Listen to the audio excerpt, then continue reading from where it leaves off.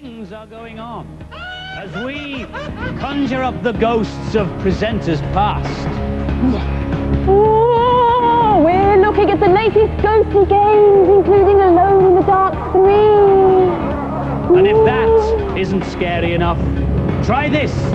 It's the tallest roller coaster in the world, and later I'll be explaining why it went wrong. And now, ladies and gentlemen, the great magician Andy Arno will conjure a ghost before your very eyes. And those of you watching distantly on television devices, please note that there is no camera trickery involved whatsoever.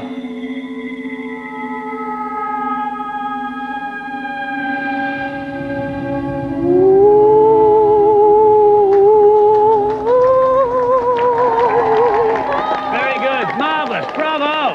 A talented man, he'll go far. But if he didn't use camera tricks, and he didn't, how did he perform the trick? Well, I shall show you. It's a very famous effect. It's called Pepper's Ghost. It was first performed in 1863. It works on a simple principle. This isn't just an empty cabinet. There is, in fact, a sheet of glass diagonally across it. Ghostly Violet? Well, she's just over to the right there. And to make her appear, you just turn the lights up on Violet. She's reflected in the glass, and it looks like she's off behind the cabinet like that. It's very simple, but very effective. Pepper's Ghost produces what's called in the trade a virtual image. That is, one that appears to be behind the glass. You can't reach out and touch it. Violet, thank you. Violet will let you know. There's another version of this trick which produces what's called a real image. That is, one that floats in midair, one that you think you can reach out and touch. I'll show you how it works. Put our can of drink in here. Close the wee door. Now, for this to work, I'll have to have two things. A, Les on camera 2 will have to come really close. And B, can we have the studio lights down, please? Now, if you were here, you should be able to see that can of Coke suspended, say, 12 or 13 centimetres in front of this box. It looks like it's in midair. It's terribly clever. Look, this tracing paper will reveal more. As I bring the tracing paper forward, as it passes through the plane where the can is, the can will come into focus. So just about there. There it is. And that paper is about 13 or 14 centimetres in front of the box. It's really effective. It looks like you can get hold of the can, but of course it's not there. Why are we showing you all this on Bad Influence? Well, a British company has just come up with a more advanced version of this trick, one that produces real images from video. And this is it. It's called SIS, or Suspended Image System, and we're using it to show Mickey Mania, which we'll be reviewing later in the programme. Now, as with Andy's device, the image hangs in midair, and it's just there. It's very difficult to show on TV, actually. You'll see it better if we move the camera around a bit. This display unit is just a prototype, but they're planning to make the image much brighter and life-size. And they're even planning a TV version, so you can show TV pictures like this. Aha, 'tis I. Now, because you can use the SIS for any TV or video picture, one of the proposed uses for it is in advertising displays.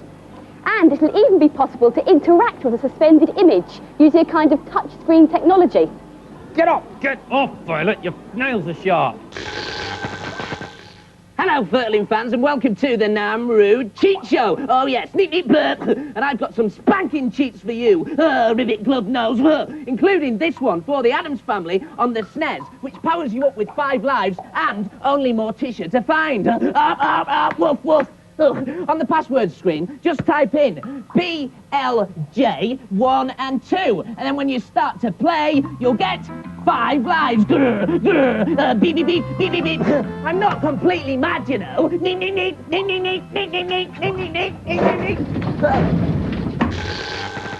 From one head case to another, because our main review this week is Dynamite Heady on the Mega Drive. Surely one of the strangest characters ever to appear on the system.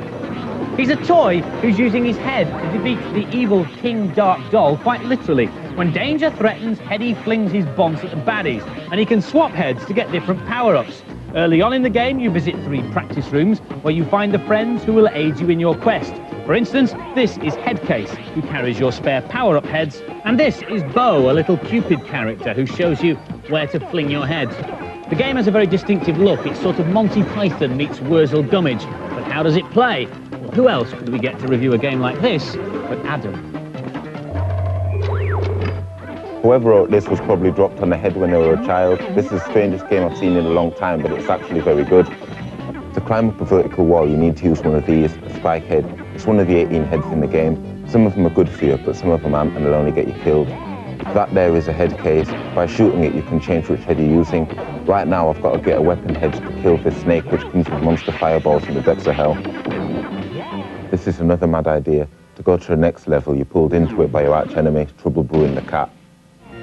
This is a vacuum cleaner head, one of the best weapons in the game. It lets you suck in all the enemies, and it's got to be in competition to be one of the best weapons in any computer game ever. This is a nice game, very original, but some people would find it just too difficult to be bothered with.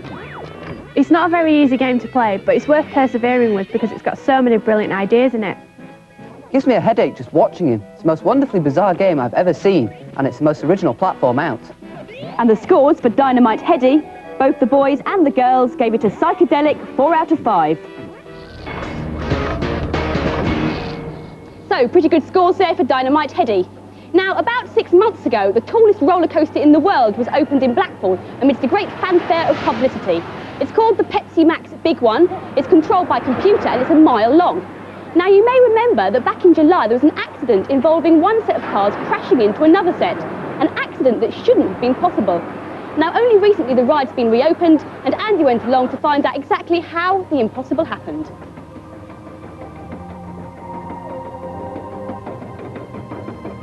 Unless you've been playing theme park 24 hours a day, you can't fail to know that the world's tallest roller coaster, the big one in Blackpool, has been experiencing a few problems this summer. So I've come to check out what went wrong and what they've done to put it back on the right track. At busy periods, they can run 3 trains at once on this ride, and that has its problems because these trains don't have any power of their own, they don't have any drivers, they don't have any engines, and most importantly, they don't have any brakes either. You might think that once the cars are released from the top, they will always go at the same speed and therefore take the same time to get back to the station. If only it were that simple. 2 things affect the speed of the cars: friction and wind resistance. On a cold, dry day, the oil in the bearings of the wheels will be stiffer and give you a slower ride. If it's just rained, the track will be slightly slippy and you'll go faster. As for wind resistance, well, an empty car travels faster than a full one, and enthusiasts who put their arms in the air like this shouldn't, because it makes the car run slower. So, for speed, sit at the front of an empty car on a hot, airless day after a shower and keep your head down.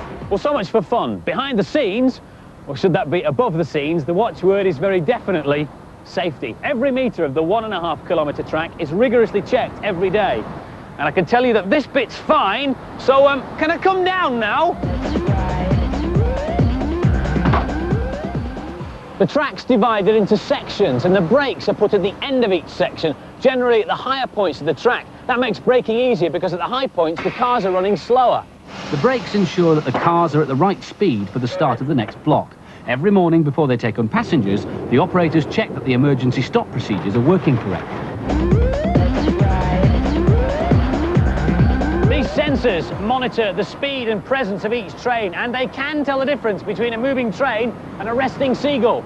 You could employ people to monitor the trains as they go all the way around the ride, but you need an awful lot of them and it'd be a very boring job. So instead, they use computers. This looks after the management of the ride. It's called a PLC, Programmable Logic Controller. It's basically a computer with a permanently programmed set of instructions. The controller gets information from the sensors all the way around the ride and compares what's actually happening with what it knows should be happening. It's supposed to shut down the whole system if there's ever a mismatch in that comparison. But in July, a train was held here and another train came and ran into the back of it. Nobody was seriously hurt, but quite a few people were badly shaken up. Computers don't break down, do they? So what went wrong? What they've since found out is that a sensor failed in the final section of the track just before the station. The logic controller sensed this and operated the brakes up here as a failsafe, which is what it was designed to do. What it didn't do, however, was to stop the train that was up here completely. So it ran on around the track and ran into the train in front, just in front of the station, at between 5 and 10 miles an hour. The accident could have been a lot more serious if it had happened higher up the ride. After the crash, they discovered that the brakes hadn't been applied early enough or hard enough when the sensor failed. Were you surprised when the ride went wrong? It's a very complicated ride. We're obviously very disappointed that it went wrong, and we're trying to ensure that it doesn't happen again. Well, the ride is back in business with a few changes. The brakes have been improved, there's a new watchdog computer checking the first computer, and when they're running more than one train, they've introduced a special new sensor, a man with a stop button. This is Andy Crane watching the man, watching the computers, watching the big one for Bad Influence in Blackpool. Wow, that looks absolutely brilliant. I'm dead jealous, actually. How many times did you go on it to make the film? About 9 or 10 to make the film, and I'd have done it more if they'd asked me as well. So you felt safe? Completely, utterly and totally. It's a fabulous ride. And if you're ever in Blackpool, check it out. Now, time for this week's News and Preview. Britain's biggest home computing show is on in London this weekend. Highlights of this year's Future Entertainment show are the first public appearance of Sega's Mega Drive add-on, the 32X, or Mega 32. The launch of Alien vs Predator for the Jaguar, both of which we've already shown you here on Bad Influence. And there's the first consumer showing of the massive new space shoot-'em-up Inferno, which we're featuring in-depth in next week's programme. So if you want to find out what's hot in home computing, get yourself down to Earl's Court or watch Bad Influence from the comfort of your own home. Best-selling beat-em-up Mortal Kombat 2 is being developed for computer formats. A PC game will probably be out by Christmas, and a CD-ROM release is planned for early '95. But this is the Amiga version, due in the shops at the end of next month. With all the question marks over the future of the Amiga, this is perhaps a small vote of confidence. Fancy yourself as a Ghostbuster? Then watch out for Ghosts, an interactive game that lets you investigate the paranormal. You explore a haunted house where you find video interviews with famous skeptics like Dr. Sue Blackmore and famous eccentrics like the ghost hunter Robin Thurman. The idea is to piece together some of the best ghost stories ever told and decide for yourself what really happened. Spooky stuff, out soon on Macintosh and CD-ROM, so you can scare yourself witless next Halloween.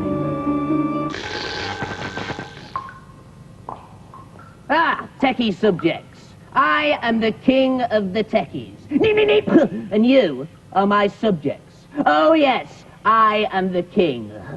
Stand up when I'm talking to you. Neep, neep, neep. Here's a cheat, dear subjects, for Prince of Persia on the Game Gear. It lets you start on the very last level. On the password screen, type in P, D, H, J, D, and V. Neep, neep, neep. And there you are, the last level. And now we are all going to sing the King of the Techies song. I am the glorious King of the Techies. I am the gracious King of the Techies. I'm the King of the Techies. How very like the home life of our own dear Queen. If today's show hasn't sent a shiver down your spine yet, just wait till you see the lineup of ghostly games that have slithered their way into the Bad Influence studio.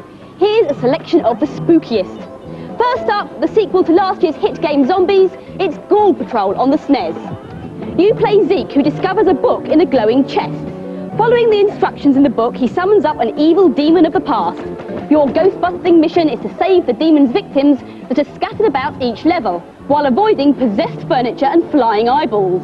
Drink the red potion to turn into the Grim Reaper and float among the living dead. And if that's not scary enough, you can join the spirits of the dead in Isle of the Dead on the PC CD-ROM. You play Jake Dunbar, and your plane has crashed on a remote island. That's the good news. The bad news is that it's full of the living dead, and you only have a limited amount of ammunition. Isle of the Dead is an adventure game with 2 levels to it. The first is a basic kill the zombies before they kill you. The other is a mystery, as Jake tries to find out why the zombies are there in the first place and how he can get back to civilization. Now, how may I be of service to you? If you prefer the more familiar spooks, spectres and monsters, then there's Frankenstein, also on the PC. You have to guide Igor, Dr. Frankenstein's assistant, through a castle, a graveyard and a village, looking for scattered pieces of the monster. And where there's Frankenstein's monster, you're bound to find ghosts, giant spiders and mutant slime monsters. Oh, and watch out for the Vicar and the Undertaker. A lot of the more spectacular ghostly games are out on PC rather than console, presumably because they're being aimed at an older audience. Harvester, for example, is a psychological thriller. You wake up one morning in Harvest, a town where you've lived all your life. The trouble is, you don't remember anything, and the town is full of strangers and some very weird sights. Come in.